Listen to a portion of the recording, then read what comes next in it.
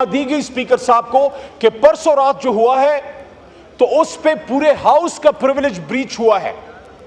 बात इस पे नहीं है कि हमारे लोग गिरफ्तार हो गए। गिरफ्तारियां आपने भी सही हैं, हमने भी सही हैं। कुछ साथ एक दफा मैं गिरफ्तार हुआ, सवा दो बल्कि 2.5 साल जो है शाह साहब गिरफ्तार रहे, इसी तरह नून लीग से लोग गिरफ्तार रहे। द पॉइंट इज जिस जगह से उठा के ले गए और वो लोग जिनका कोई अता पता नहीं, तो उस पे स्पीकर साहब ने कमिटमेंट की कि प्रिविलेज से वो एक स्टेप आगे जाएंगे। और जिस तरह 2014 में उन्होंने एक एफआईआर की थी, तो इस पे वो स्पीकर नेशनल असेंबली के तौर पे एफआईआर करेंगे कि हमारे मेंबरान को क्यों यहां से उठा के ले जाया गया।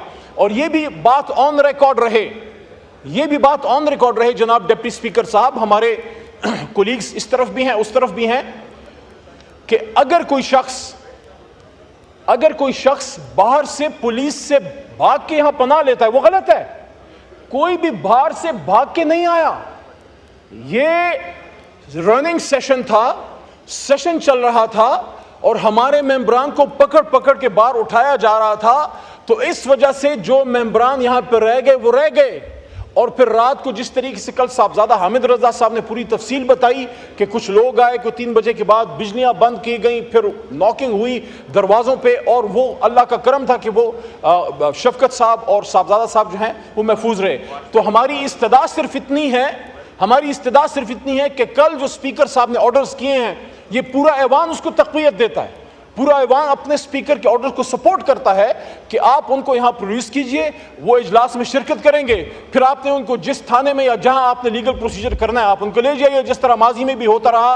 और दूसरी बात यह है, दोबारा मैं ये रिक्वेस्ट करूंगा कि ये जो परसों रात हुआ है, मैंने कल अपनी गुफ्तगू में भी ये बात की, ना ये खान साहब से मुतालिक बात है, ना ये तहरीक इंसाफ का इशू है, हमने ना कोई पीटीआई की बात की है। जनाब डिप्टी स्पीकर साहब, ये पार्लिमान की बेतौकीरी हुई है, इसलिए हमने इस पे स्टैंड लिया है कि ये जो इशू हुआ है इसको मंतकी अंजाम तक पहुंचाएं। बिल्कुल आप, ये बड़े जेन्युइन इशूज हैं जो आज अपना इंफॉर्मेशन मिनिस्टर साहब ने उठाया, जो आपने जो की कि विरासत की बात, विरासत तो वो इंपॉर्टेंट इशू है, हम उस पर सपोर्ट करते हैं, लेकिन जो इस वक्त रनिंग करंट इशू है उस पे आप आइए।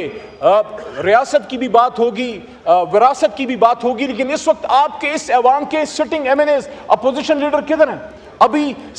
अभी यहां पे असद कैसर साहब का कॉलिंग अटेंशन था, किसी ने ये पूछा कि असद कैसर साहब अपना कॉलिंग अटेंशन क्यों नहीं पुट कर सक रहे, हालांकि उनके लिए मिनिस्टर साहब तैयार होके आए हैं और उनकी प्रिपरेशन तैयार है, तो क्यों हमारे मेंबरान यहां आ नहीं पा रहे? सुबह भी उमर अयूब साहब ने यही कहा, डायरेक्शन दी कि टोकन रिप्रेजेंटेशन हो, क्योंकि कुछ पता नहीं है हमारे मेंबरान के साथ क्या हो जाए। देखिए, कोई आपने लेजिस्लेशन लानी, आप कहा कि आप लाएं, अगर आपके पास अददी अक्सरियत है, अपनी अददी अक्सरियत, हमारे बंदे तोड़ के नहीं, हमारे बंदे उठा के नहीं, आप शौक से लाइए, लेकिन उसके लिए पूरी एक अपोजिशन को आपने उठा के ले गए, आप उनको गिरफ्तार करके ले गए, ये नामुनासिब है, ये इस ऐवान की बेतौकीरी है। मैं दोबारा ये बात करूंगा कि कल जो प्रोडक्शन ऑर्डर ऑनरेबल स्पीकर साहब ने इशू किए हैं, आईजी इस्लामाबाद साहब को ऑर्डर दिए थे, उनको प्लीज इंप्लीमेंट कीजिए और हमारे मेंबरान को यहां प्रोड्यूस कीजिए। बहुत शुक्रिया जी।